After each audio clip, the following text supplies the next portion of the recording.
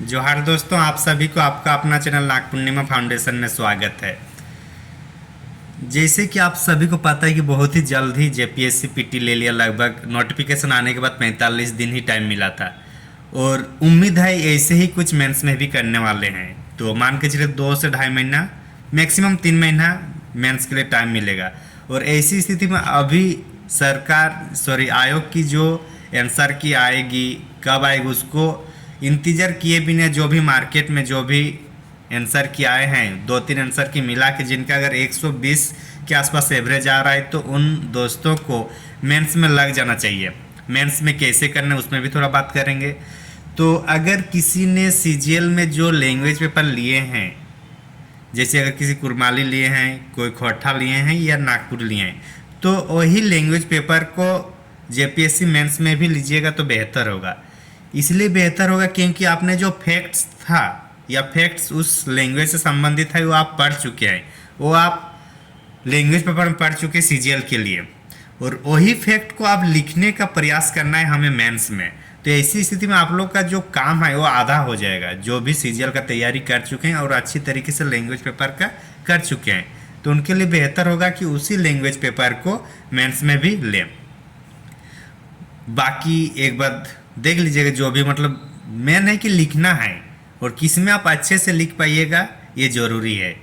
कौन सा language paper में नंबर ज़्यादा आ रहा है ये मतलब नहीं रखेगा। आप ऐसे मान के चलिए अगर किसी एक पेपर में नंबर ज़्यादा आ रहा है और उसमें आपकी जानकारी ही नहीं है और क्या लिखिएगा क्या नहीं लिखिएगा इस पर कोई पता नहीं, तो फिर कैसे नंबर बढ़ेगा।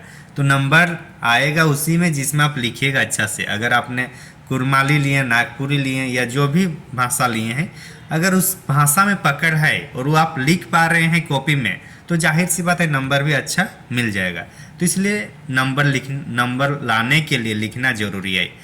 लैंग्वेज पेपर है हिस्ट्री, ज्योग्राफी, अगर आप दृष्टि आयस की क्विक बुक पढ़ चुके हैं या किसी कोचिंग का या कोई किताब अगर आप पढ़ चुके हैं या फिर एनसीईआरटी पढ़ चुके हैं तो ठीक है। लेकिन रेफरेंस के लिए अगर कोई मार्केट से बुक लेना है तो वो भी बाद में बता देंगे, सबका एक ही पब्लिकेशन है। जियोग्राफी, हिस्ट्री ऐसे ही है। साइंस के लिए 11 का अगर आप बायोलॉजी देख लीजिएगा तो वहाँ आपको हेल्प मिलेगा। और साइंस में एक पार्ट जो है वो जियोग्राफी से भी रिलेट कर जाएगा, जैसे कि पूर्णिमा, अमावस्या या ज्वार भाटा, ये जियोग्राफी से भी रिलेट हो जाएगा। तो इस आधार पर आप उसको तैयार कर सकते हैं। इकोनॉमिक्स और ग्लोबल वार्मिंग और सस्टेनेबल डेवलपमेंट, ये तो इकोनॉमिक्स में ही आ जाएगा पूरी तरीके से। इसके लिए आप अगर देखें तो थोड़ा करंट बेसिस भी देख सकते हैं, जैसे योजना या कुरुक्षेत्र मैगजीन है, उससे आपको कुछ हेल्प मिलेगा।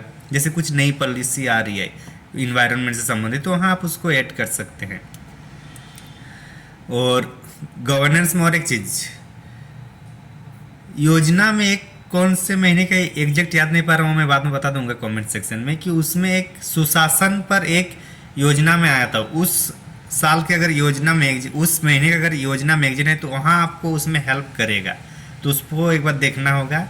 और बाकी जितना भी, जैसे अगर इंडिविजुअली अगर पढ़ नहीं पा रहे हैं हर एक बुक को, तो स्पर्धा पब्लिकेशन, ये पब्लिकेशन को मैं इसलिए रिकमेंड कर रहा हूँ क्योंकि इसका जो लैंग्वेज हालांकि थोड़ा सामान्य लैंग्वेज है, इसको थोड़ा सब्जेक्ट के लैंग्वेज के अनुरूप हम लोग को लिखना होगा। तो बाकी इसका कंटेंट सही है और पैटर्न भी सही है, मतलब क्वेश्चन कैसे फ्रेमिंग होगा उस आधार पर इन्होंने बनाया गया है। सिलेबस में जैसे वैसे बनाया गया। बाकी और भी पब्लिकेशन का देख सकते हैं, लेकिन मेरे अनुसार स्पर्धा मुझे अच्छा लगा, एक बार आप लोग जरूर देख लीजिएगा बाकी भी। और इस तरीके से, और सबसे बड़ी बात है कि लिखना कैसे है। तो लिखने के लिए किसी भी तरीके से जो आप सोच रहे हैं उसको पहले लिखना शुरू कीजिए। ये मत सोचिए कि ये मेरा अच्छा है, अच्छा हो रहा है या नहीं हो रहा है। अभी फ़िलहाल लिखना शुरू कीजिए। लिखने के बाद धीरे धीरे आगे वो मतलब जो डिमांड रहेगा क्वेश्चन का वो भी आ जाएगा। तो सबसे पहले अभी लिखना शुरू करने, क्योंकि इसके पहले हम लोग करीब करीब 2-3 महीना और उसके पहले आगे अगर देखा जाए तो सीजीएल में लगे हुए थे, तो यहाँ हम लोग का लिखने की आदत छूट चुका है। और ऐसा लिखना कोई बड़ी बात नहीं है।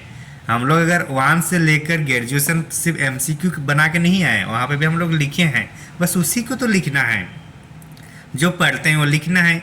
कोई अगर आर्ट्स बैकग्राउंड की अगर ग्रेजुएशन है तो उसको ज़्यादा लिखना होगा तो उसको थोड़ा यहाँ हेल्प मिलेगा, लेकिन ऐसा बात नहीं है कि बाकियों को नहीं मिलेगा, सबको मिलेगा, क्योंकि 11-12 हो या जो भी हम लोग लिखते हुए आए हैं ना कि MCQ। तो इसलिए जो भ्रम है कि लिखना बहुत पड़ता है, इसको सबसे पहले हटाना है, क्योंकि लिखना और हम लोग लिख के ही ग्रेजुएशन किए हैं, हम लोग MCQ देकर नहीं आए हैं, ठीक ना। तो इसलिए डरना नहीं है कि लिखना मुश्किल होगा, ठीक। और जैसा वो कमेंट करके बताएगा फिर वीडियो बनाया जाएगा। थैंक यू फॉर वॉचिंग, धन्यवाद।